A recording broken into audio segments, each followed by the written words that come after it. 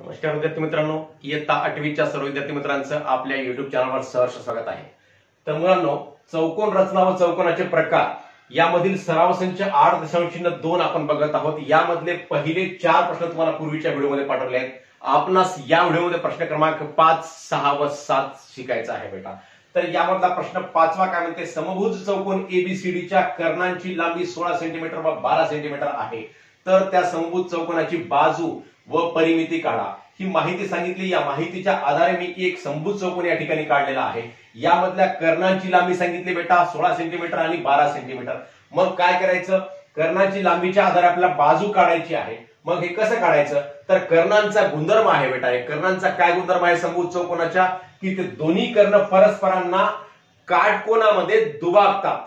काटकोनामध्ये दुभागले या ठिकाणी कर्ण कोणत्या बिंदूमध्ये, एम बिंदूमध्ये दुभागलेले आहेत। म्हणजेच या गुणधर्माचा वापर करायचा आणि या गुणधर्माचा वापर करून आपल्याला हे लेंथ ऑफ एमडी काढायचा आणि लेंथ ऑफ एमए काढायचा। आणि ह्या एमडी आणि एमए आणि इथं काटकोन तयार झाला म्हणजे काय झाला बेटा, काटकोन त्रिकोण तयार झाला। म्हणजेच इथं पायथागोरसचा सिद्धांत वापरायचा आणि कर्णवर्ग हा कर्ण होतो ह्या काटकोनाचा। मग कर्णवर्ग बरोबर एक बाजूचा वर्ग अधिक दुसऱ्या बाजूचा वर्ग हे केल्यानंतर आपल्याला या बाजूची लांबी प्राप्त होते बाळांनो।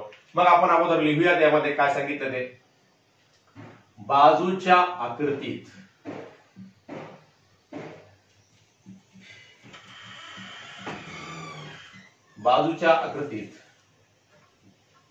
चौकोन एबीसीडी हा समभुज चौकोन आहे।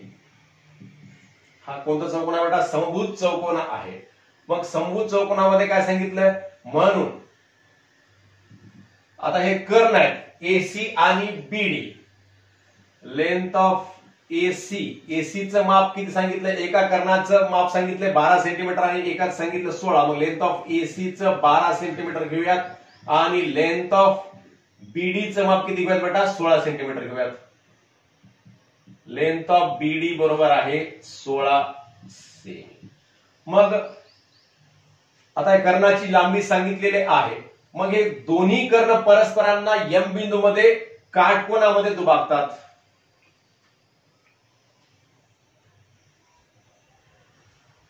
कर्ण एसी व बीडी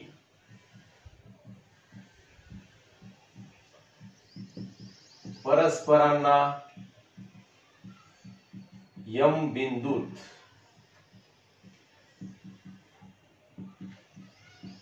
काटकोनात दुभागतात। मग काटकोनामध्ये आहेत आणि इथं दुभागतात म्हणजेच याचं दोन समान भागामध्ये रूपांतर होतं बेटा। म्हणजे त्याला आपण लिहू शकतो, म्हणून लेंथ ऑफ एमडी बरोबर आहे 1/2 गुणिले लेंथ ऑफ बीडी। म्हणजेच लेंथ ऑफ बीडी किती आहे बाळांनो, 16 आहे। म्हणजेच 1/2 गुणिले 16 बरोबर बे 1 बे 8 16 म्हणजेच 8 सेंटीमीटर हे एमडी चं माप आलं। आणि लेंथ ऑफ एमए बरोबर आहे 1/2 गुणिले लेंथ ऑफ एसी बरोबर 1/2 गुणिले 12 बरोबर बे 1 बे 5 10 बे 12 म्हणजेच 6 सेंटीमीटर याचं माप आलं बेटा।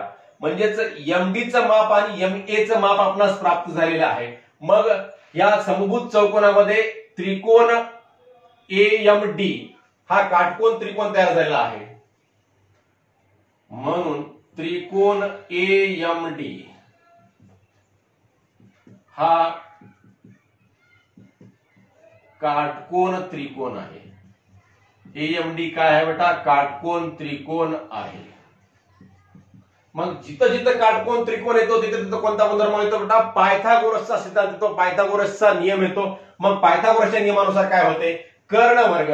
मग आता एडी हा काय आहे, याचा कर्ण म्हणजेच या काटकोन त्रिकोणाचा कर्ण आहे बेटा। हा समभुज चौकोनाचा कर्ण जरी हा एसी पूर्ण असेल, परंतु ह्या त्रिकोण एएमडी मध्ये हा एडी हा काय आहे, या काटकोन त्रिकोणाचा कर्ण आहे. म्हणजेच हा काटकोन त्रिकोणाचा कर्ण म्हणजेच या समभुज चौकोनाची ती बाजू आहे. म्हणून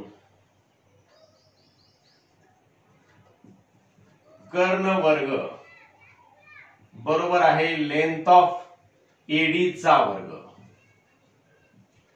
बरोबर आहे लेंथ ऑफ एम ए चा वर्ग अधिक लेंथ ऑफ एम डी चा वर्ग. मग लेंथ ऑफ एम ए चा वर्ग, एम ए किती आहे बेटा 6 आहे, म्हणजेच 6 चा वर्ग अधिक एम डी किती आहे 8 आहे, म्हणजेच 8 चा वर्ग, 6 चा वर्ग होतो 36 आणि 8 चा वर्ग होतो 64. 36 आणि 64 होतात किती बेटा 100 होतात. म्हणजेच कर्ण वर्ग 100 आहे. 100 आहे म्हणजेच कर्ण काय होतं बेटा, म्हणून कर्ण म्हणजेच length of A D, length of A D बरोबर आहे काय होते, याचं वर्गमूळ घेतलं म्हणजे 100चं सुद्धा वर्गमूळ आपल्याला घ्यावं लागते. म्हणजे 100चं वर्गमूळ किती निघतं बेटा 10 सेंटीमीटर. म्हणजेच लेंथ ऑफ एडी ही काय आहे, या काटकोन त्रिकोणाचा कर्ण आहे, परंतु या समभुज चौकोनाची काय आहे बाळांनो, बाजू आहे. म्हणून समभुज चौकोनाची बाजू, समभुज चौकोनाची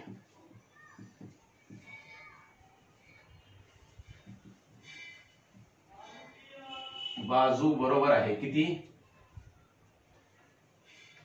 10 सेंटीमीटर. आणि समभुज चौकोनाची परिमिती सुद्धा आपणास विचारलेली आहे.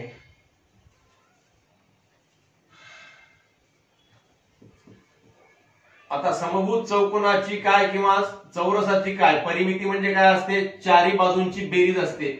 मग एका बाजूची लांबी 10 सेंटीमीटर असेल तर चार बाजू सुद्धा कशा आहेत त्याच्या एकरूप आहेत. म्हणजेच परिमिती काय, परिमिती बरोबर आहे 4 गुणिले बाजू, हे सूत्र आहे समजा याचं, बरोबर आहे 4 गुणिले 10 बरोबर 40 सेंटीमीटर या समभुज चौकोनाची परिमिती येते. आणि 10 सेंटीमीटर याची काय येते बेटा बाजू येते. अशा प्रकारे आपण हा 5वा प्रश्न सोडवलेला आहे.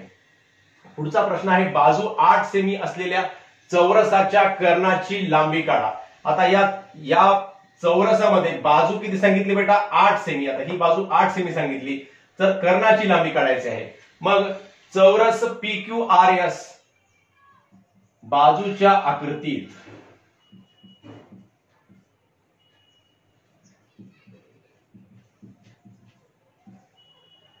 चौकोन पी क्यू आर एस हा काय आहे, चौरस आहे बेटा, हा चौरस आहे.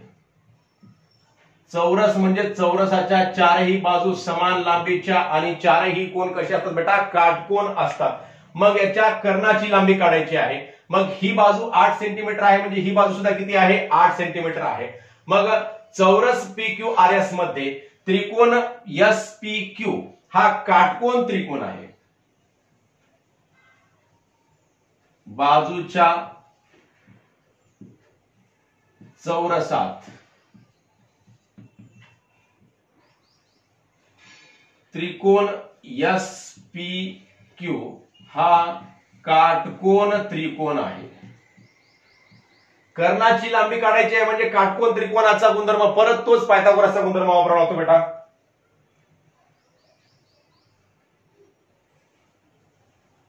एएमडी हा काटकोन त्रिकोण आहे. इथे आपण पायथागोरसच्या गुणधर्मानुसार आपण लिहिलेलं आहे. इथे या ठिकाणी इथे लिहा वाटल्यास कंसामध्ये पायथागोरस गुणधर्मानुसार आपलं लिहायचं राहून गेलं. पायथागोरसच्या सिद्धांतानुसार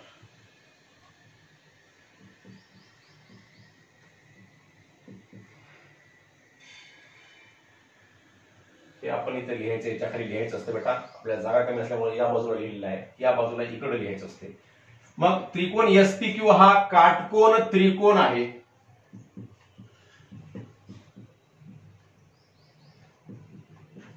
मग जेव्हा जेव्हा काटकोन त्रिकोण आला की तिथं काय असते पायथागोरसचं काम असते. म्हणून पायथागोरसच्या सिद्धांतानुसार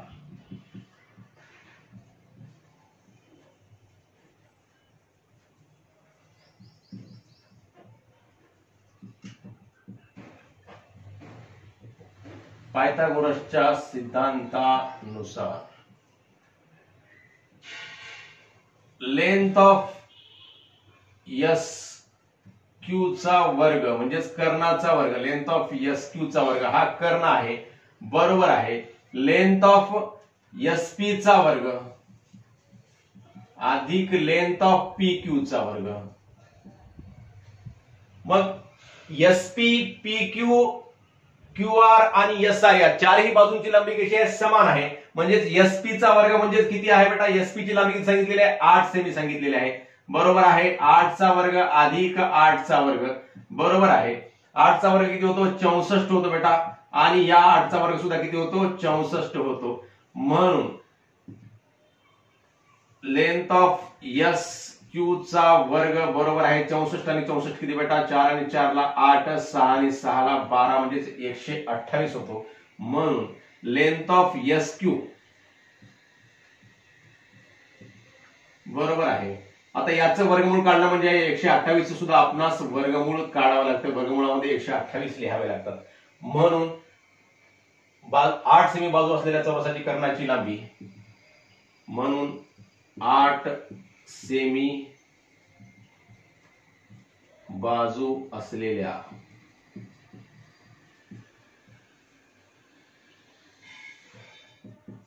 चौरसाच्या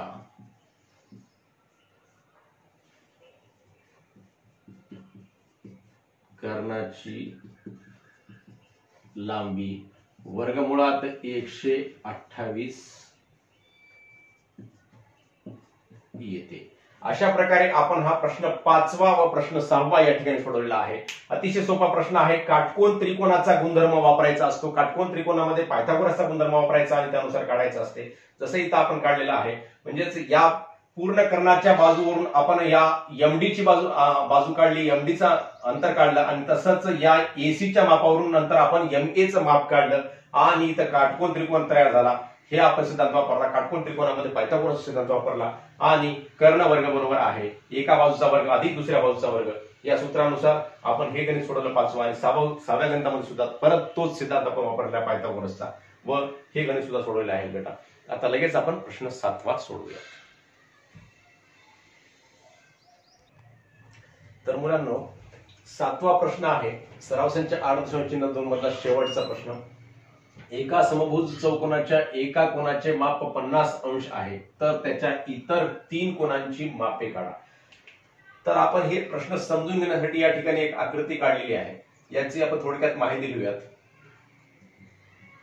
बाजूच्या आकृतीत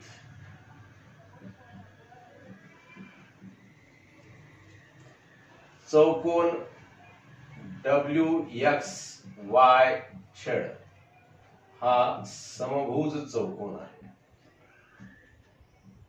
समभुज चौकोन आहे आणि माप कोन झेड बरोबर आहे, माप कोन झेड बरोबर किती सांगितलं आहे, 50 अंश सांगितलेला आहे। तर त्याच्या इतर 3 कोनांची मापे काढा। समभुज चौकोनामध्ये सम्मुख कोनांचं माप समान असते बेटा, म्हणजेच झेड या कोनाच्या सम्मुख कोन, सम्मुख म्हणजे समोरासमोरील कोन, समोरासमोर मुख असलेला कोन, म्हणजेच या झेडचा सम्मुख कोन X होतो आणि कोन W चा सम्मुख कोन Y होतो बेटा। म्हणून माप कोन X बरोबर आहे माप कोन Z बरोबर आहे किती बेटा, 50 अंश, कारण समभुज चौकोनाचे सम्मुख कोन